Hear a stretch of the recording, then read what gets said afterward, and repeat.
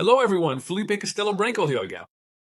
Today, I'm going to introduce Hernani Garcia de Lima, an extremely interesting person with a wealth of experience, especially with our president, Urandir Fernandes de Oliveira, because they've been friends for over 30 years.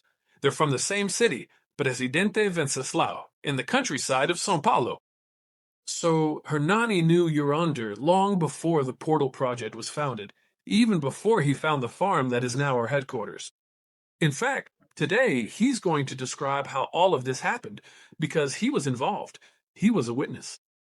And what's also new is his account that on one occasion, back in Presidente Wenceslao, if I'm not mistaken, in 1995, yes, 1995.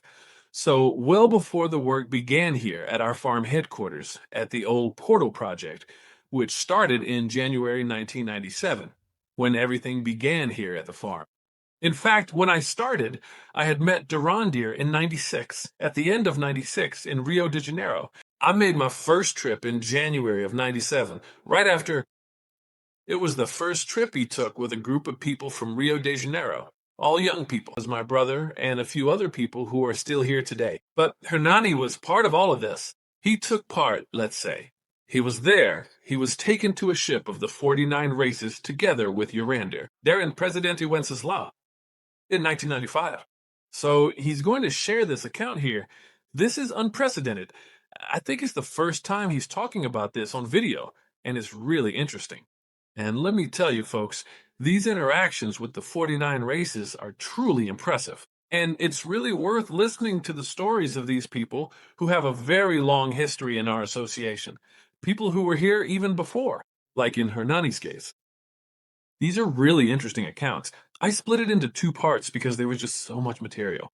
So this is the first part where he talks about how they found Moto de Rongstar, that little square hill that looks like a table right in front of our headquarters, how it happened, how it all came about. And he also shares some very interesting interactions in.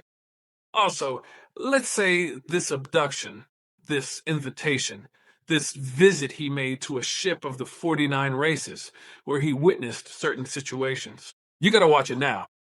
All right, let's go. This is the first part. So, folks, I'm here with Hernani Garcia de Lima from way back. No, not even from the old days, right?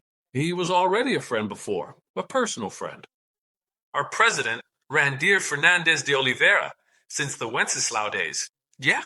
From the time of President Wenceslao, before we started this journey to find this place here. And you actually also specifically helped with finding this location. Yes, yes. We traveled to several places in Mato Grosso do Sul, in the state of Sao Paulo. We even went to Porto Suarez in Bolivia because our partners mentioned it, right? But it wasn't easy for Andir, not at all. We had to hustle to find it. True that? That's more proof, folks. They don't just hand you the information. No way, not at all. You have to go after it, right? Yeah. We traveled a lot to get here. And what year was that? Do you remember? 1994. Look at that. Guys, this is a record of history. The beginning of it all, isn't it? 1994. You all were here exploring. There was nothing here, huh? No, there was nothing. There was nothing. And it was tough because we had to search, for us to go through all these towns and finally end up here. But when we got to Santa Teresina farm, when Urandir saw this hill right in front of us, the Venksar Hill, which the locals call San Sebastian Hill, he said, "This is the place, right?" I said, "Wow, my God." And that's how this whole journey started and continues to this day. Fantastic. Just fantastic. And you, by any chance? Did you have any experiences together with Randir at that time? Man, it was something like, so because my search, like many people who always feel like something is missing, you keep looking. So my whole family came from a religious background, and I went to ask questions to the people who represent that group. And they called me a kid because I was really young when I started this journey. I was. I think I was about 12 years old, more or less. And I wanted to discover God's secret, but it wasn't really like that, right? It was a search. Then later I went, I am talking about in 1974, 76, more or less. Then I went there single, made a lot of friends from another religious group, but they were amazing friends. but I didn't have the answers. And then I went on to study Kardec and all that. But even then, you get to a certain point where the information is limited. And then in 1994, with that uranium thing in the city of Presidente Vesasal, we became very. I went to look for him because I was going through a really tough time back then. Someone stole my pickup truck, and I hadn't even paid the first installment yet. And there was a lady there named Lydia Brizola, a very enlightened person, someone who always, our Lord loved talking to her. And I told her what had happened about the theft of the card. And she said, "Wow, Hernando, I wish I could say those beautiful, wonderful words to comfort you, but I don't even know what to say. But there's a boy here, a very special young man, really special. If you talk to him, I believe you'll feel better." I said, "But can you give me the address so I can go there?" She said, "No, I don't know the address, but I can take you. I know where it is." So we went to Urandir's house. I didn't know Urandir, and coincidences don't exist. But just as I arrived, he was getting there for afternoon coffee. He had a construction company there in Brazil Universitario, and a lot of projects, a lot of houses. And I told him, more or less, what had happened to me. He said he couldn't. He didn't have time at that moment because of his work. But if I wanted to come back to his house at night, we could talk. And so Felipe, I went back. It was my own interest. I went back. When I got there, he introduced me to his family, the kids and all. Everything was in order. And I told him about the theft of the pickup truck. And since I was really, the knowledge I had at that time was related to spiritism. So I thought he was a medium, right? From what Mrs. Lydia said, he was a medium and he would be able to reveal something and all that. So I explained it to him, and he said, "No, give me a few days and I'll see if I can find out any information and let you know." Then I said, "You're on, dear. Mrs. Lydia told me that you're a paranormal. The only paranormal I knew back then, the one I saw on TV, in the media, you know?" From that time, it was Uri Geller, right? He was on TV, I think it was in 1976, 1977, something like that. And he bent things, stopped watches, and all that stuff. And I believe that's what a paranormal does. "Do you do that?" He said, "I do." I said, "Really?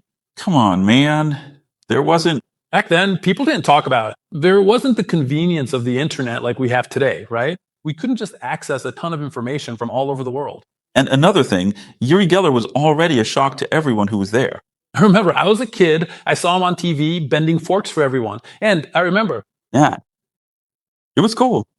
Then he said to his wife at the time, Carmina, he said, "Carmina, bring me some silverware, will you? Just like we're sitting here now." He was sitting where you are, and I was right here next to him at his house. So he asked Carmina, and Carmina brought them over. Then he took it like this, held the fork, and with his fingertip bent one time this way, another time that way, another one over here. And watching that, man, he was twisting all those things. I said, "My God, that's amazing. How does he," right? Then he said, "But that's not all.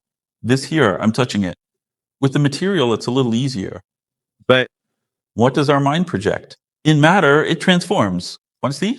Then he picked it up and put it on the floor, like this. On the floor, on the table, and he looked at it. And as he projected it in his mind, the utensils started bending all over. Imagine how crazy that is. Oh my God, it's something really interesting, and it moved me for many years, you know?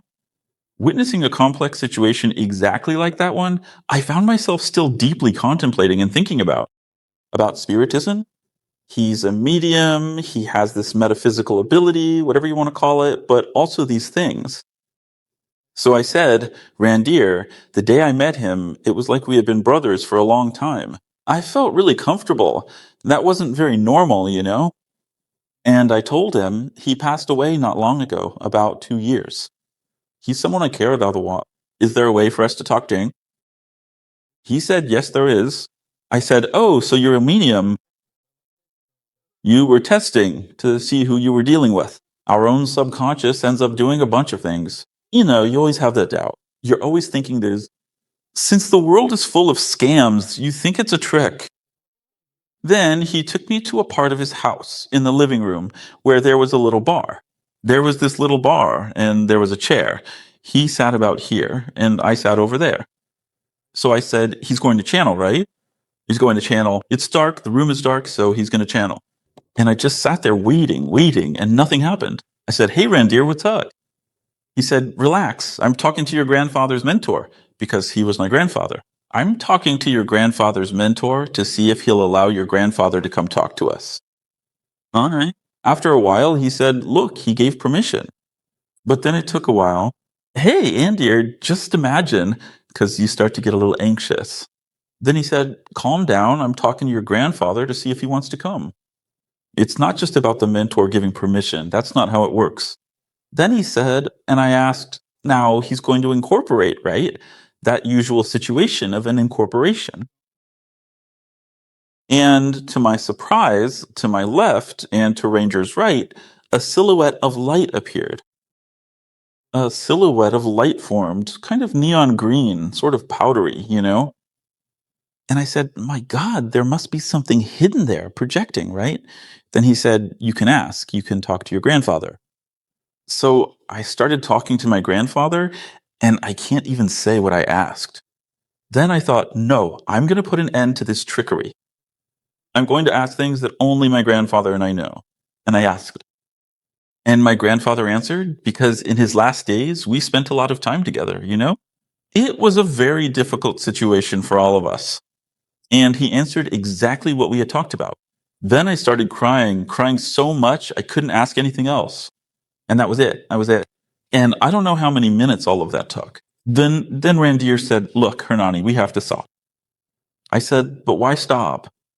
He turned to me and said, "Because he doesn't use his own energy. He uses our energy called ectoplasm. And we're at the safety limit.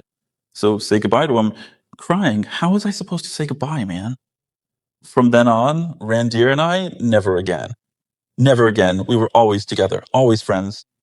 And I believed because of everything I saw over many years, it wasn't just a short time, no, it was many years, that with him being a paranormal and me being a very close friend, taking part in everything, in phenomena, man, that have no scientific explanation, nothing like the reality we know, that it was contagious.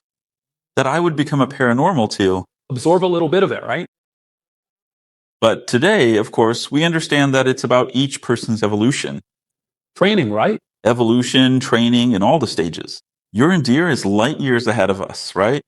What he does is amazing, amazing. That's when we started traveling together because he told me, "Hernandez, we need to find a place with lots of hills, lots of rocks and stuff."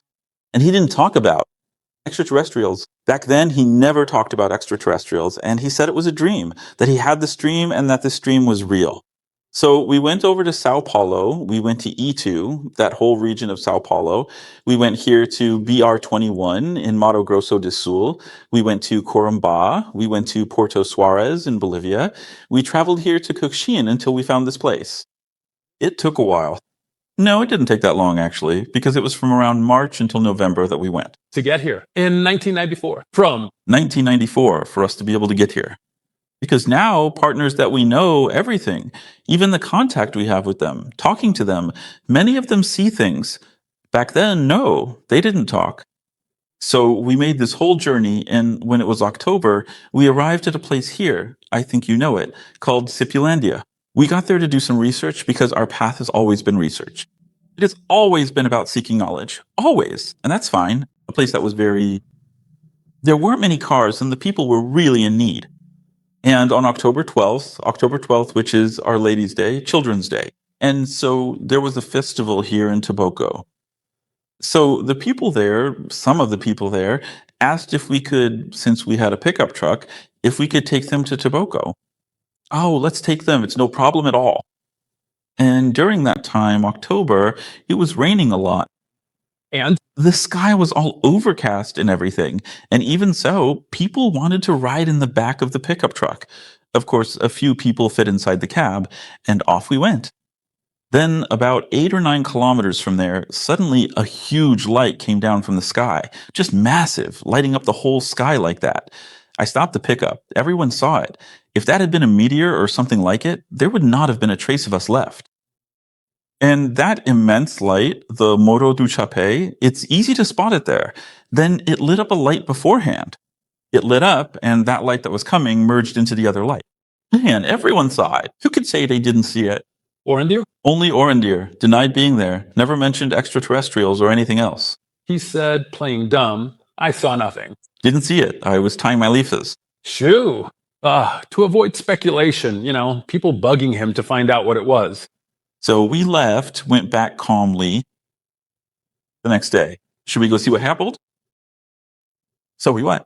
In front of that Chapo Hill, there were some friends there back then, in 94, right? Chiquita and his kids were all just children. They decided to go with us. Since he didn't talk about extraterrestrials, that thing could only be a spaceship. Climb the hill and go in. So we went, we kept going. Suddenly, I started seeing up in the sky like this. Three. I don't know, I can't explain it. Today I know what it is, but back then, I'm speaking in the language of that time. So I saw three things floating, like they were on an oval-shaped platform, and I knew it was kind of almost human, but I just couldn't make it out.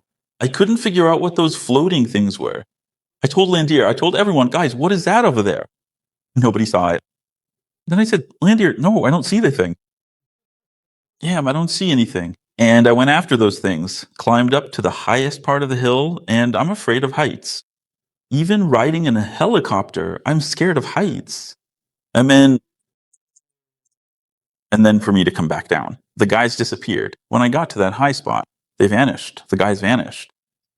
And we went down and kept walking until we got here. That's right.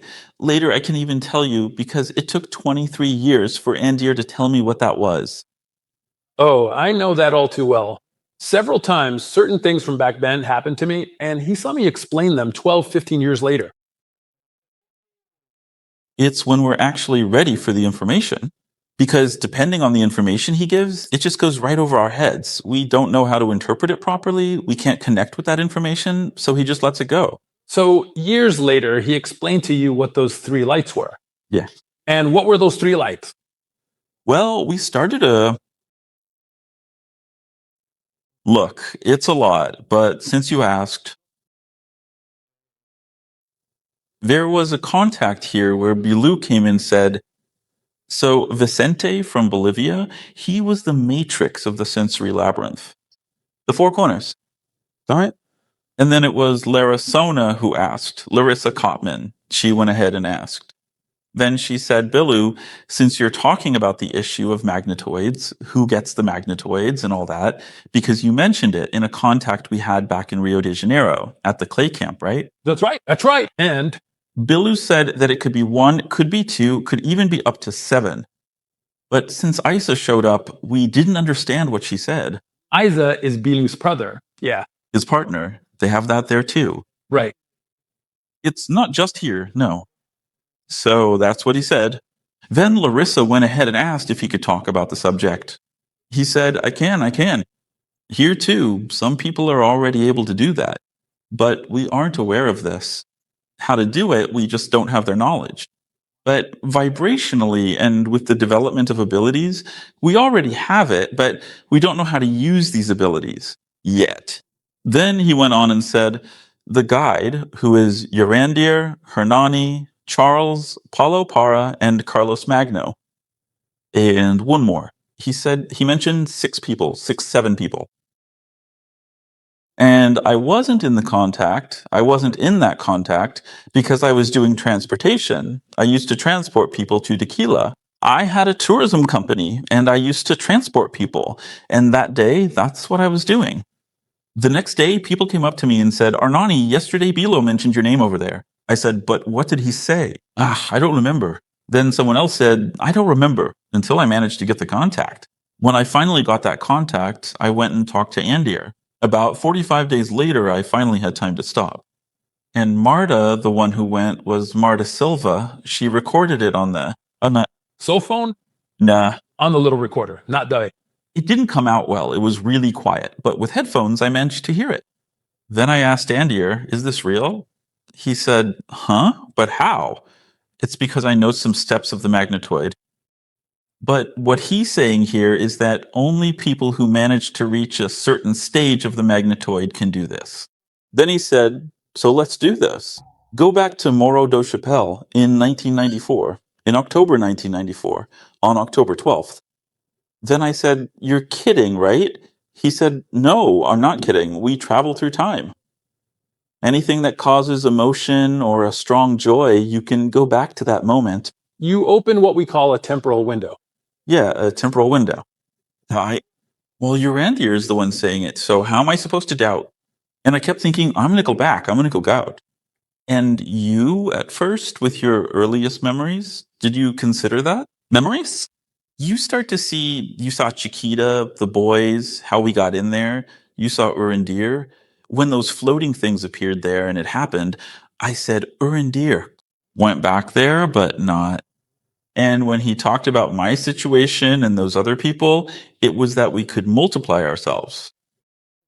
I went back there and said, no, I couldn't do it. I'm just seeing this. And how many magnetoids did I get? Because I was aware of some, but I didn't know there were that many like that. Then he said, okay, so go back to 1995. Because after we left here in March 1995, we set up shop in Presidente Viceslao, which was his city where he lived, and I lived in Presidente, at Patasio. So we set up a publishing house. Since he wasn't talking about extraterrestrials at that time, I didn't know about extraterrestrials yet. I had some experiences that were kind of left hanging, you know, about probes, all those probes we used to see, all of that during the time we stayed here. Then came, since I worked until 6:15, I'd be home, I'd leave Presidente Epitacio and go to Presidente Venceslau. We'd go to the office there. So we could do the editing, we only published one magazine. Just one. A secret magazine, and there were only a few copies of it out there, even now. And he started telling me, Hernani, I'm starting to receive telepathic messages and we're going to have contact outside of. From Presidente Venceslau. Shall we go? Let's go. Of course I will, for sure. So we go to a part of Presidente Venceslau called the Lakes region because there was a very famous restaurant there. And by that time, it had already gone out of business, right? We went there, which is kind of outside the city. When we got there, there was a big fig tree, and we'd sit on a bench under the fig tree, and suddenly he'd say, look, it's coming. He'd walk about 10 meters away and start talking. I don't really know what was happening. I could hear his voice, but there were no other voices.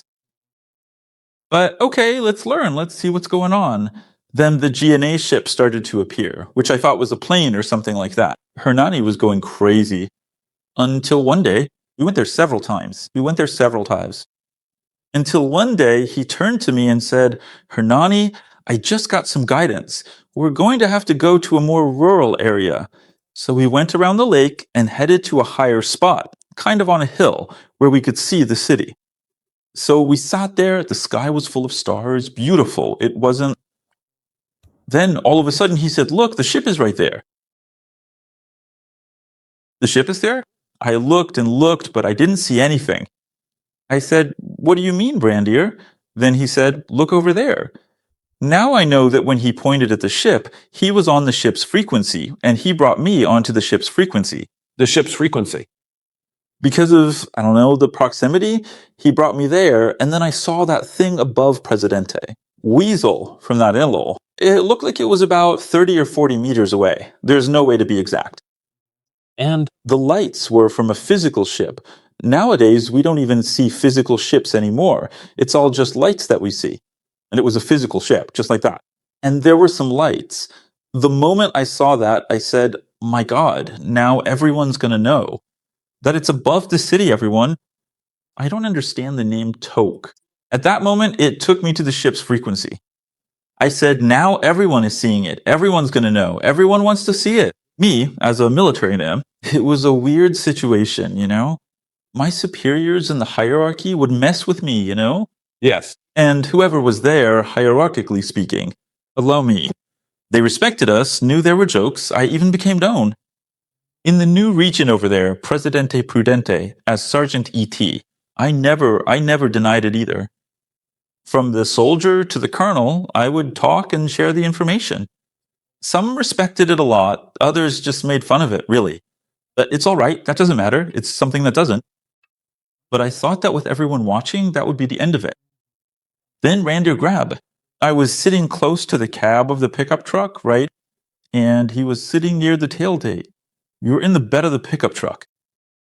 Then Urandir turned to me and said, Hernando, can you give me a minute? I'm going to the ship. So I put my hand on his shoulder and said, Are you kidding?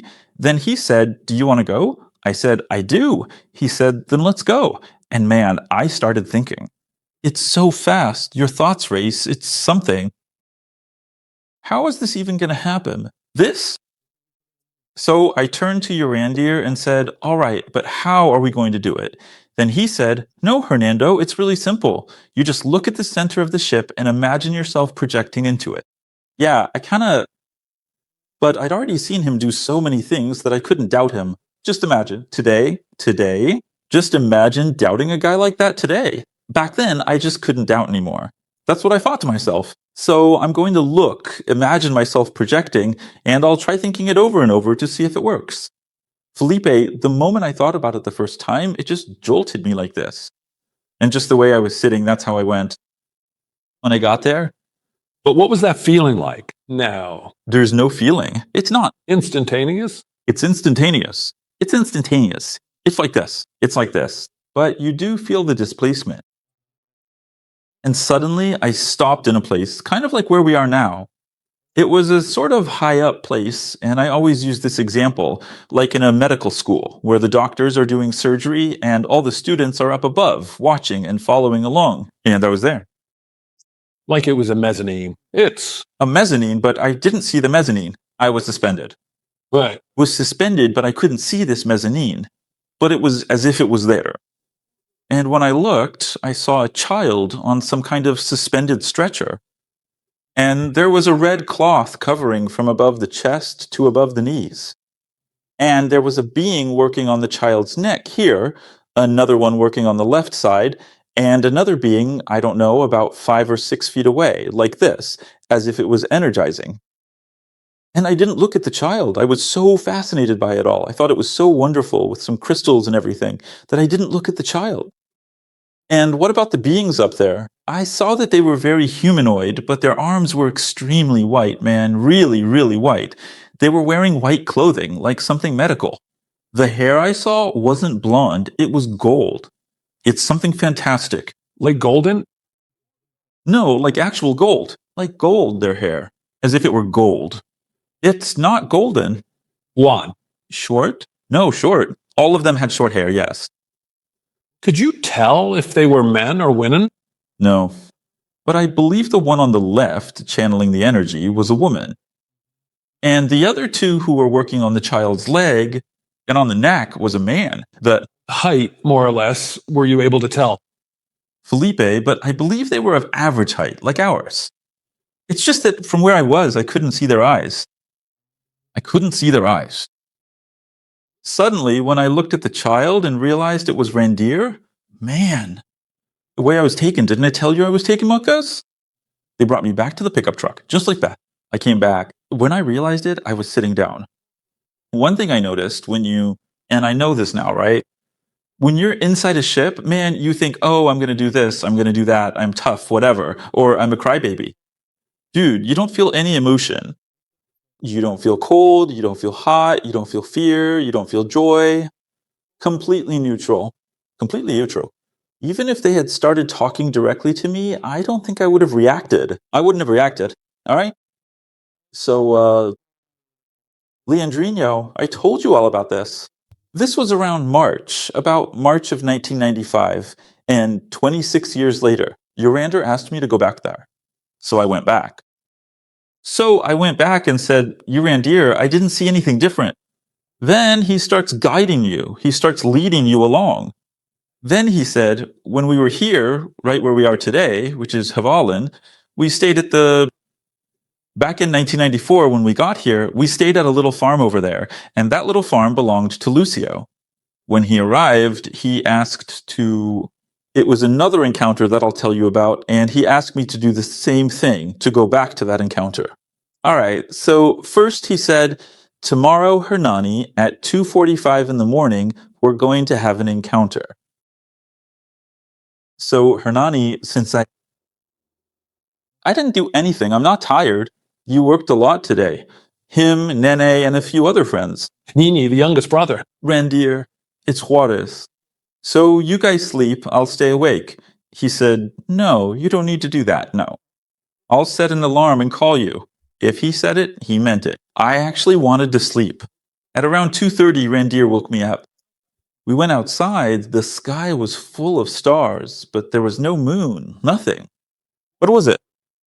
At 2:45 a.m., man, from behind that hill we're looking at here, we are facing it, but people can't see it. But later I'll show a picture. The rank Star Hill, from behind that hill, we were right over there on the left. From behind that hill, it started looking like the sun was rising, like the day was breaking. And everything lit up with that gigantic light. It brightened everything. It lit up the whole area here. And I was watching that over there with the big. Suddenly, that light turned into a little ball.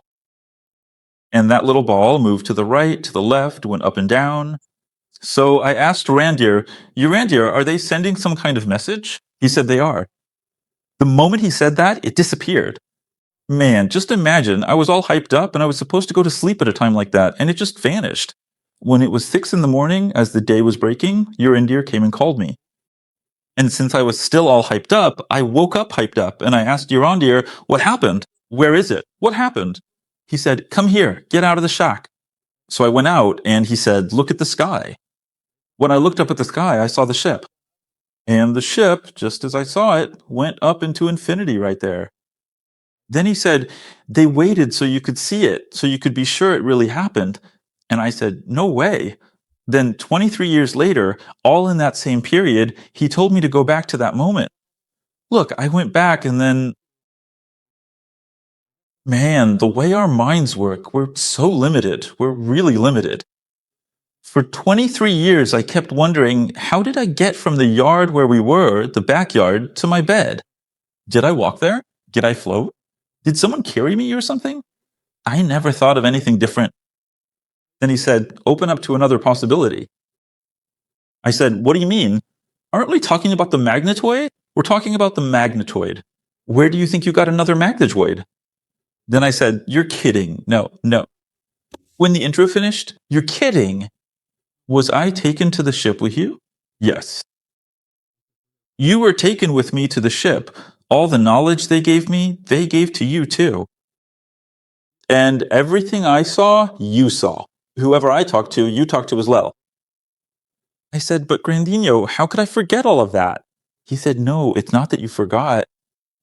Wasn't it 2 hours and 45 minutes? Almost 3 hours? When I called you, wasn't it 6 o'clock?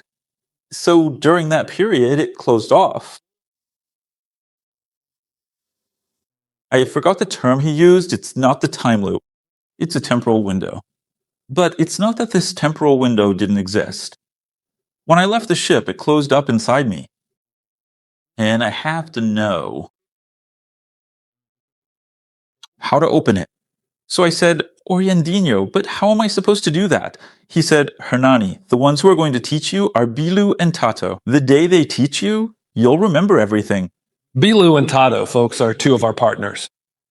The well-known Bilu is that Bilu, and Tato is another one from the same race as Bilu who talks with us, one of our partners. He says he's his brother.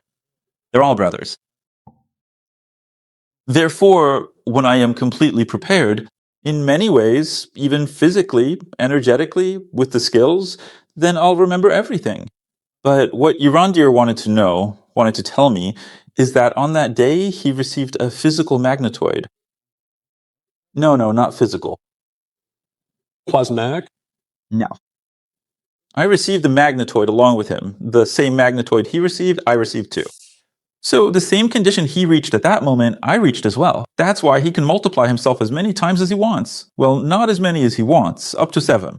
Urandir can multiply himself. Yes, up to 7. The famous bilocation, trilocation, right? That's it, right? Yeah, more or less like that.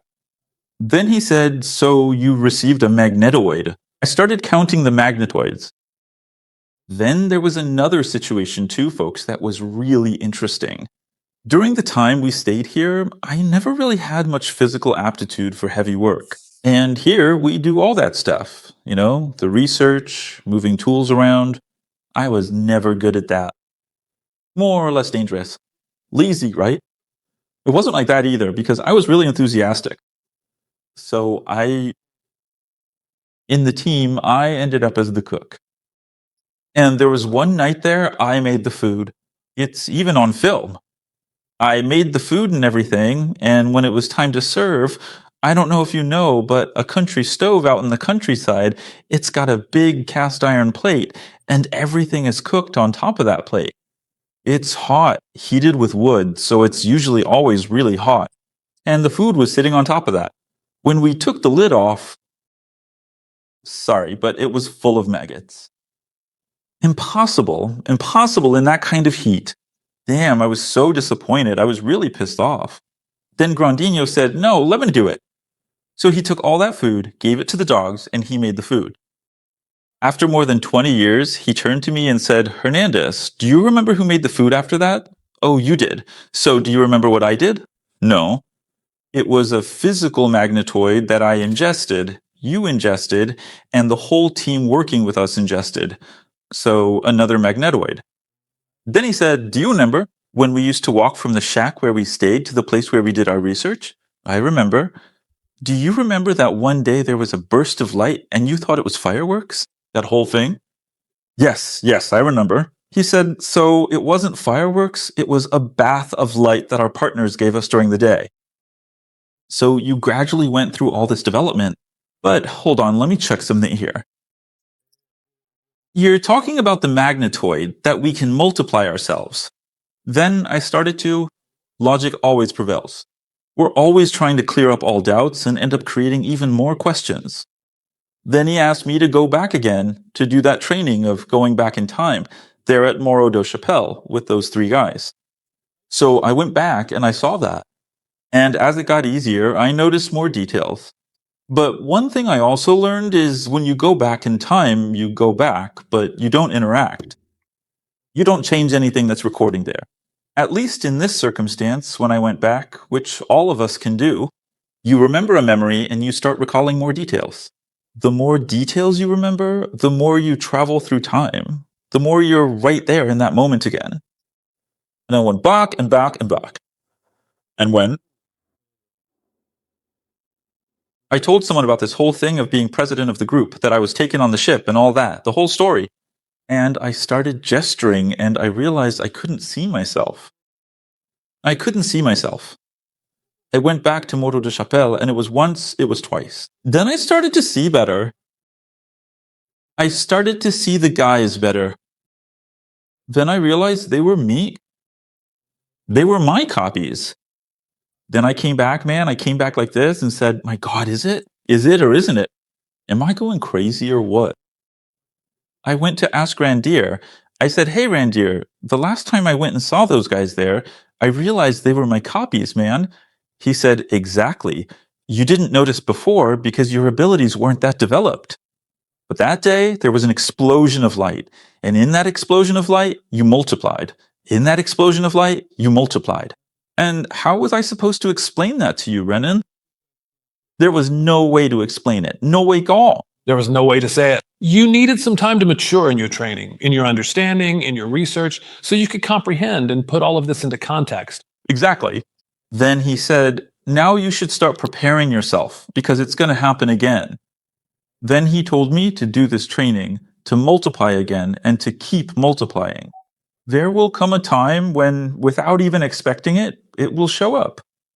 1 more, 2 more, and 3 more. But then he gave the example so that this connection with the copies doesn't end up like it did before because it happened back then and then it didn't happen anymore because I remembered and it didn't happen again. So he said that now I do the training and when it happens, I have to create a connection between my mind and them. That's when it becomes one. It's like it's something neutral. If I don't make that connection, it just becomes something neutral. So when will this connection happen? So let's say I manage to do it again. He said, even in this way that I do it, going back in time, when I get there, I see the 3 of them, I visualize them, and I give a mental command. I say, look, the first one there, raise your right hand. And he raised it. The second one, raise both hands. And the third one, raise your left hand. If they raise them, each one wants to obey. The connection was made. After creating this connection, they never show up again when I want them to. Let's suppose it could be a copy of me talking to you right now, and you wouldn't even know. And what's the purpose of that? Is this a technology from the partners? It is a technology. Because let's put it this way. There are many times when we have to be in several places, even in places that aren't very healthy, and you don't go. You don't need to, so you send your copy. Because if people haven't, a person who is very developed, really developed, won't notice the difference. It's the body temperature. The fingernails are white, and that's it. Just the temperature. Everything else is the same, and it's a single consciousness. It could be, let's say, that I'm at home and the copy is here talking to you. It's still me. It's just one consciousness. I know everything that's happening, everything I'm saying. To you, this is a technology. There are many places where Urandir might not be able to go, so he uses this. He has commitments. He has something to do here at the farm, right? With his partners, I don't know. And he says, hey, who's over there in Dubai?